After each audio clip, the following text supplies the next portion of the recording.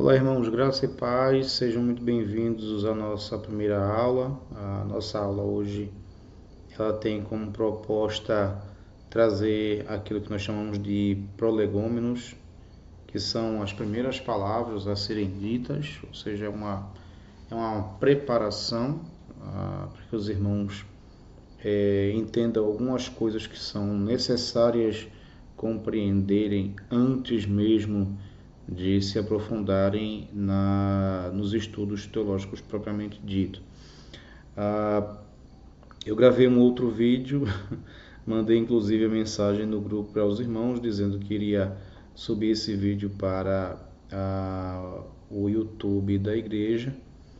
Infelizmente tive um problema com o microfone e estava chiando muito para o som, o áudio, e eu acabei optando por apagar o vídeo e estou gravando novamente, tá? Então, espero em Deus que esse vídeo agora ele saia sem nenhum defeito.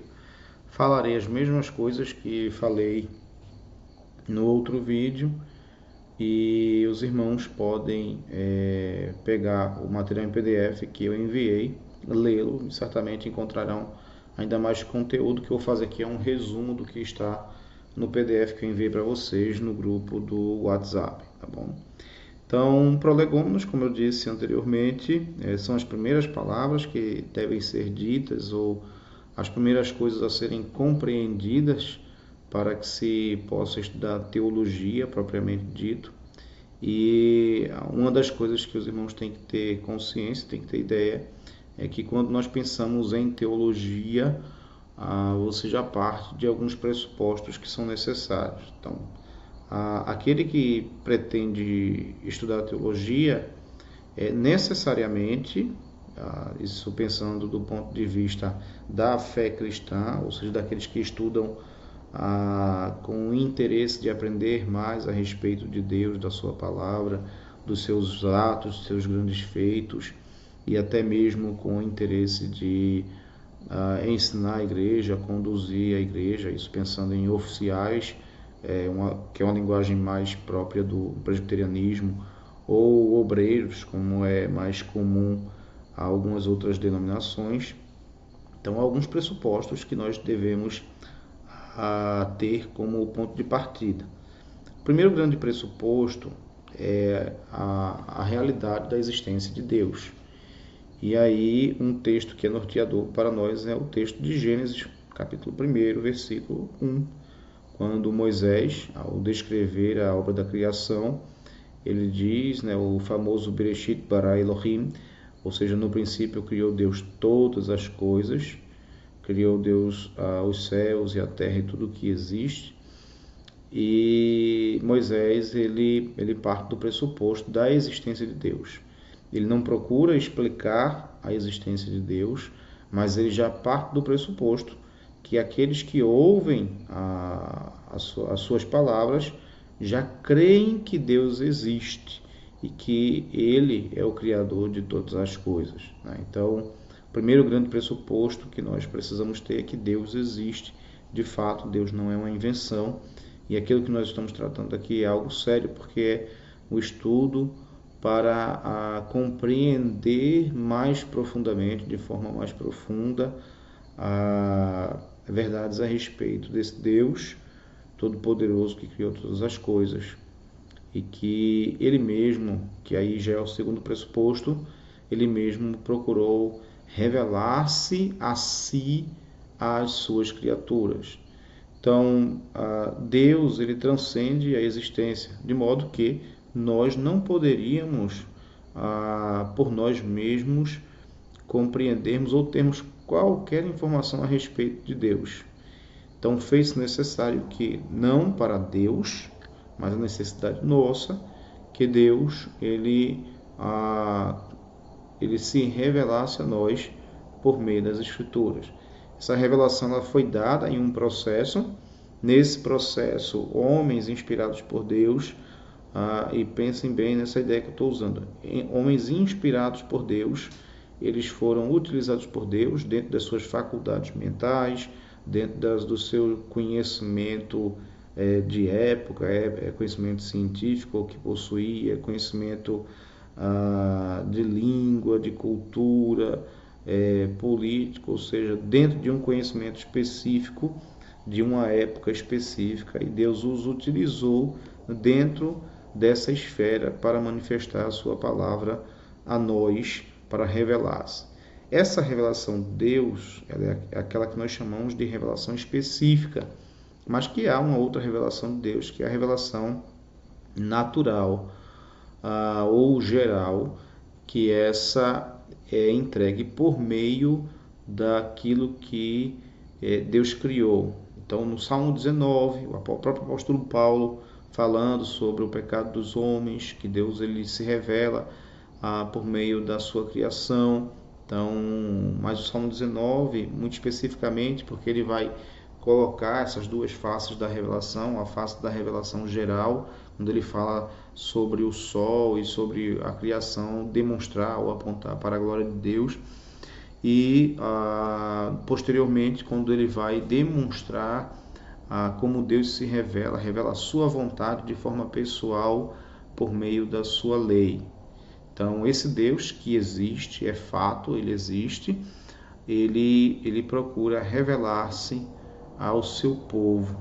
E essa revelação se dá de duas formas: uma revelação geral e uma revelação específica. A revelação geral por meio de tudo aquilo que é criado, e a revelação específica por meio da sua palavra dada nesse processo revelacional que eu resumi aqui para os irmãos em poucas palavras. Outra questão interessante que nós precisamos entender é que a teologia ela possui alguns ramos e algumas inclinações ou influências. Então, a teologia liberal ela surge de um processo de influência do iluminismo, onde o homem ele passa a ser a medida de todas as coisas,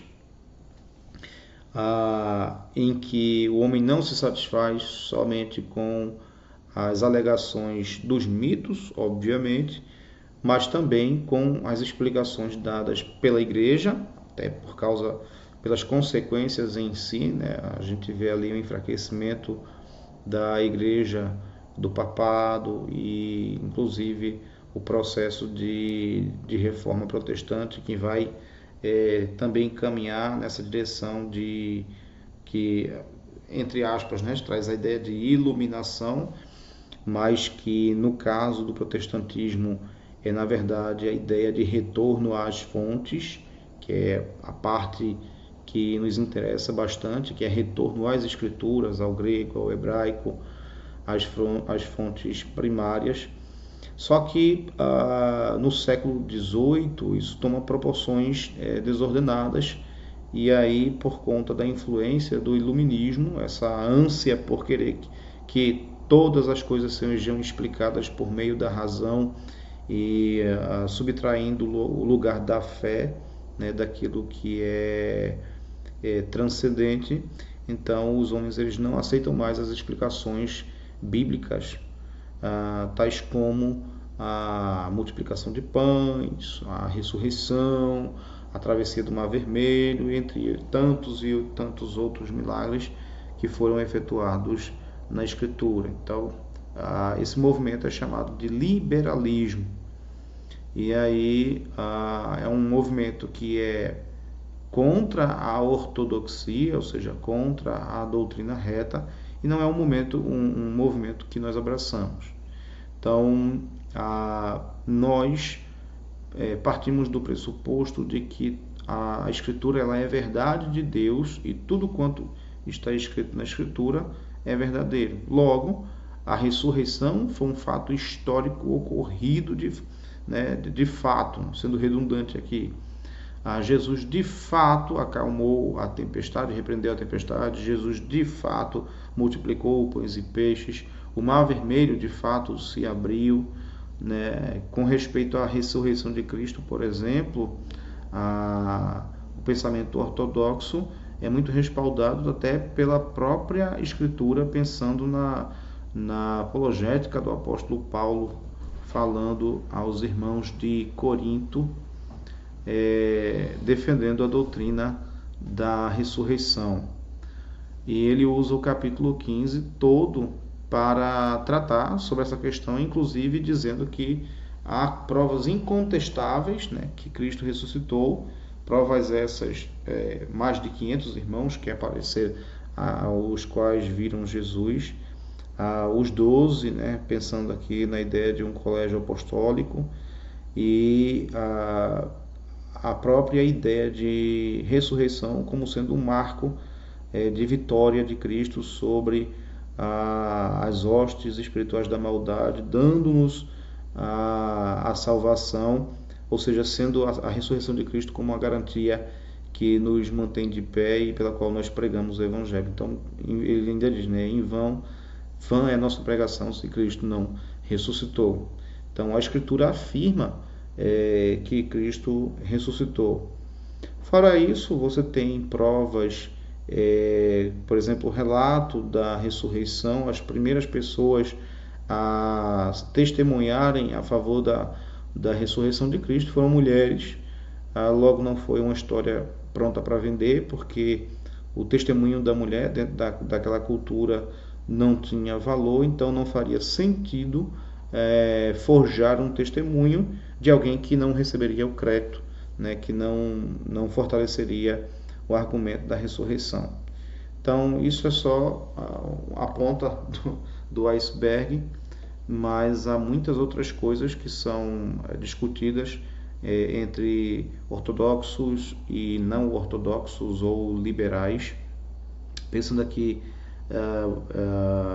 explicando o que de fato significa ortodoxia, né? Então, ortodoxia significa doutrina reta.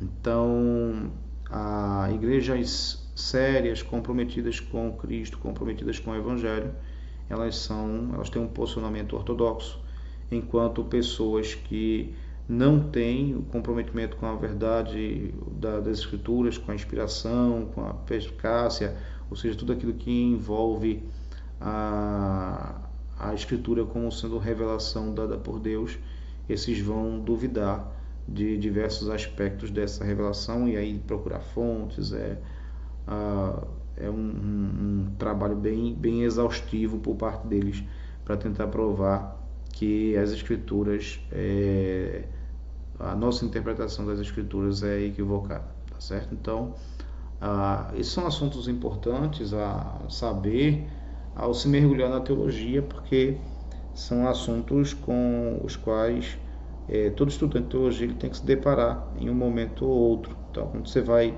estudar sobre a doutrina de Cristo, por exemplo, ou cristologia, você vai se deparar com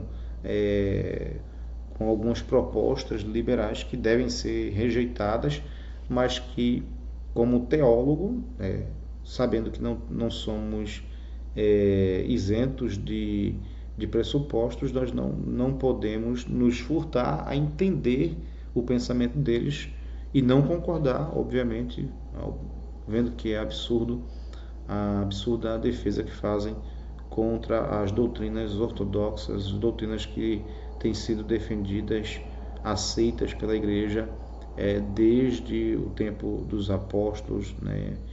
Então, mas são assuntos que a Igreja, o estudante de teologia, ele tem que conhecer.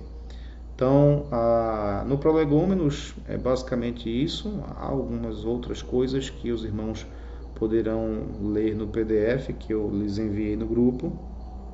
E aí, os irmãos, tendo qualquer dúvida, podem entrar em contato comigo a qualquer momento. E, à medida do possível, vou esclarecendo as dúvidas lá pelo WhatsApp. Tá bom? Então, que Deus abençoe e até a nossa próxima aula. Espero que seja, mesmo que seja online, mas que seja simultâneo, né? Estejamos todos online, sobre teontologia, né? Então, nós vamos estudar teontologia e bibliologia. Na verdade, a ordem é contrária. Nós vamos primeiro estudar bibliologia, que é a doutrina da Bíblia, da revelação, né, na Bíblia, e depois nós vamos estudar teontologia, que é a doutrina do ser de Deus. Deus abençoe e bons estudos.